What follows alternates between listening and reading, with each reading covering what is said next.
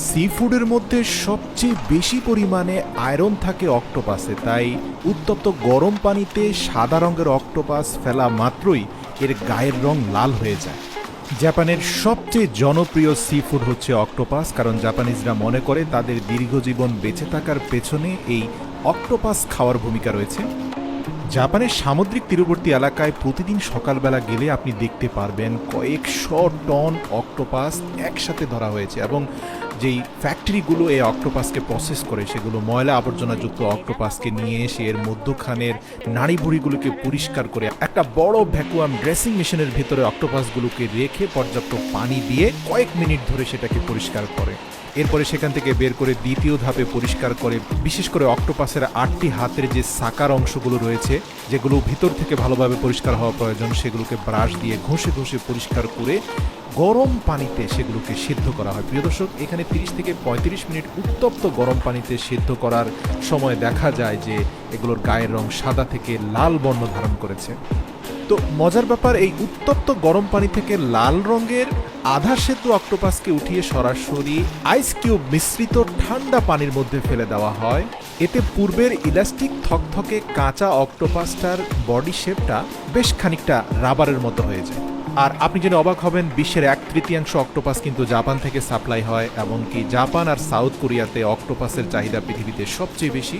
আর octopus প্রিবয়েল কোম্পানিগুলো অক্টোপাসের মধ্যখানের ইন্টেস্টাইনের কিছু অংশকে ফেলে দিয়ে অক্টোপাসের 8টি পাকে 8 ভাগে বিভক্ত করে সেগুলোকে আয়তাকার বেশ কয়েকটা লম্বা প্লেটের মধ্যে সমান্তরালভাবে সাজিয়ে বাজারজাত করা হয়। অনেকে আবার পারিবারিক পার্টি সেলিব্রেশনের জন্য গোটা একটি অক্টোপাস কিনে নিয়ে যান।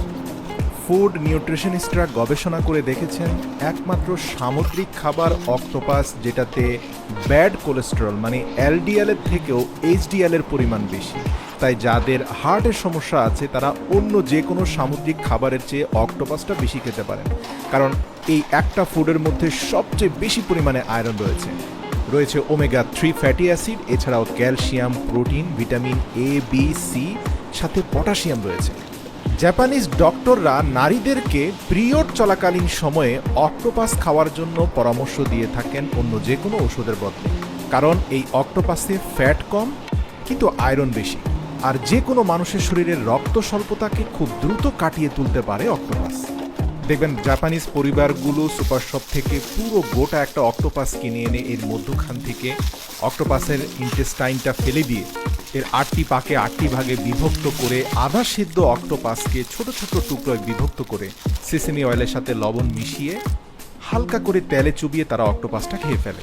তারা আরও বিশ্বাস করে মানসিক ধৈর্য শক্তি বাড়ানোর জন্য অক্টোপাস অত্যন্ত গুরুত্বপূর্ণ ভূমিকা রাখে। আর বিজ্ঞানও এটা প্রমাণ করেছে যে অতিরিক্ত আয়রনযুক্ত খাবার খেলে মানুষের ধৈর্য শক্তি বৃদ্ধি পায়, যেটা আসলে ব্যক্তিগত জীবনের সফলতার জন্য খুবই গুরুত্বপূর্ণ। আর আপনারা তো খুব ভালো করে জানেন জাপানিজরা বিশ্বের সবচেয়ে ধৈর্যশীল জাতি। ব্যক্তিগত জীবনের সফলতার র্যাঙ্কিং করলে পুরো বিশ্বে জাপান সবার উপরে থাকবে।